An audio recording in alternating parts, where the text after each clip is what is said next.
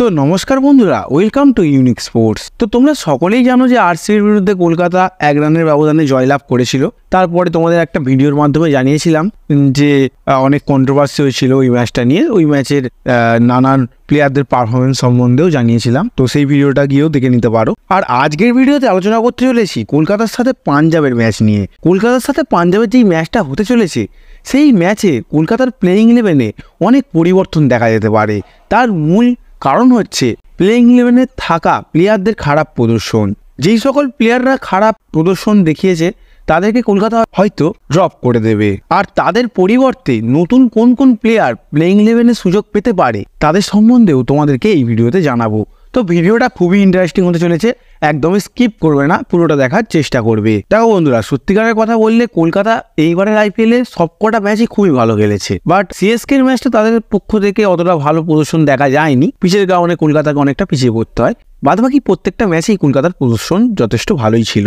দেখো বন্ধুরা, ব্যাটারদের কথা বলতে গেলে প্রত্যেকটা ব্যাটসম্যানই কলকাতার কোনো না কোনো দিন চলে যাচ্ছে, তারা ভালো প্রদর্শনই করছে। আর বোলারদের কথা বললে ইয়াং বোলার বৈভব অরোরা, হার্ষিত রানা তারা তো ভালো পারফরমেন্স করছেই, তাছাড়াও স্পিনাররাও ভালো পারফরমেন্স করছে। কিন্তু মিচেল স্টার্ক, যার কাছ থেকে কলকাতা সবচেয়ে বেশি আশা রেখেছিল, সেই প্লেয়ারই এইবারের আইপিএলে একদমই ভালো প্রদর্শন করতে পারছে না। আর বন্ধুরা, আর একটা প্লেয়ারের নাম উঠে আসছে, সেই প্লেয়ারটি হলো ভেঙ্কটেশ আইয়ার।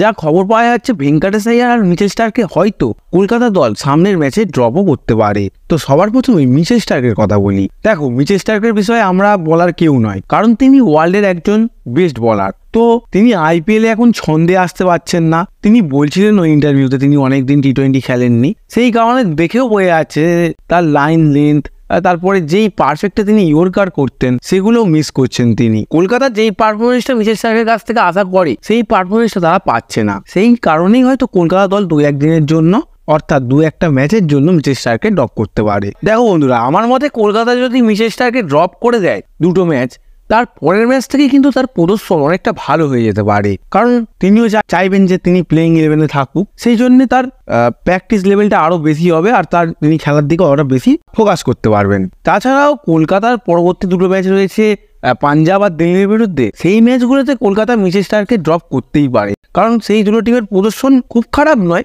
বাট ওপরের টিমগুলোর মতো অতটা ভালোও নয়। দেখো বন্ধুরা, কলকাতার প্রদর্শন প্রতিটা ম্যাচেই যথেষ্ট ভালো, প্রতিটা বড় বড় টিমের বিরুদ্ধেও যথেষ্ট ভালো। সেই জন্য হয়তো কলকাতা দল ডিসিশন নেবে যে পাঞ্জাবের ম্যাচে ভেঙ্কটেশ আইয়ার আর মিচেল স্টার্ককে বেঞ্চে রাখার।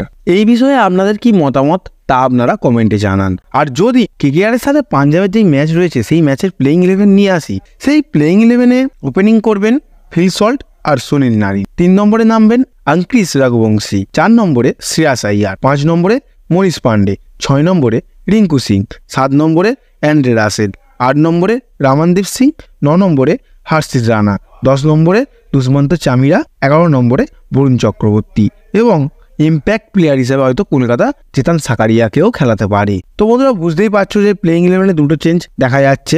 এক হলো ভেঙ্কটেশ আইয়ারের জায়গায় মনীষ পান্ডে, আর স্টার্কের জায়গায় দুষ্মন্ত চামিরা। তো কলকাতা এই প্লেয়িং ইলেভেন নিয়ে যতদূর সম্ভব পাঞ্জাবের বিরুদ্ধে নামতে পারে। দেখো বন্ধুরা, সবচেয়ে বড় কথা তোমরা একটা জিনিস ভাববে, বা একটা কথাই তোমাদের মাথায় উঠে আসবে, যে নীতিশ রানা কি এখনো ফিট নয়? নীতিশ রানা এখনো প্লেয়িং ইলেভেনে আসছে না? তো বন্ধুরা, তোমাদের বলে রাখি যে নীতিশ রানা এখনো অতটা ফিট নয়। সেই কারণেই কলকাতা আঙ্কিশ রঘুবংশীকে খেলাচ্ছে। নীতিশ রানা যখনই ফিট হয়ে যাবেন, তখনই রঘুবংশীকে কলকাতা নীতিশ রানার জায়গাটা খেলাবে না, তখন নীতিশ রানাই খেলবে। ব্যাপারটা হচ্ছে রঘুবংশীও খুবই ভালো পারফরমেন্স করছে এইবারে, আর কলকাতার কাছে সেই জন্য ব্যাটসম্যানের অপশান অনেকটা বেশি হয়ে গেছে। তো বন্ধুরা, আমার মতে মনীষ পান্ডেকে খেলিয়ে কলকাতা অনেকটা লাভবান হতে পারে, কারণ মনীষ পান্ডের কলকাতার টিমে থেকে প্রদর্শন যথেষ্ট ভালো, আর তিনি একটা দুর্দান্ত লেভেলের প্লেয়ারও। তাই মনীষ পান্ডেকে কলকাতার চান্স দেওয়া উচিত। যেহেতু একটাও ম্যাচে তিনি খেলেননি, সেহেতু 1-2টো ম্যাচ তো তাকে চান্স দেওয়াই উচিত। আর স্টার্কের যেহেতু এখন কারেন্ট ফর্ম ভালো নেই, আইপিএলে তিনি ভালোভাবে বল করতে পারছেন না, তার জায়গায় দুষ্মন্ত চামিরাকেও চান্স দেওয়া উচিত। তো বন্ধুরা, এইরকমই সম্ভাব্য প্লেয়িং ইলেভেন নিয়ে পাঞ্জাবের বিরুদ্ধে কলকাতা মাঠে নামবে। আর তোমাদের ভিডিওটা যদি একটু ভালো লেগে থাকে, বা তোমাদের কি মতামত এই বিষয়ে, তা তোমরা কমেন্টে জানাতে পারো।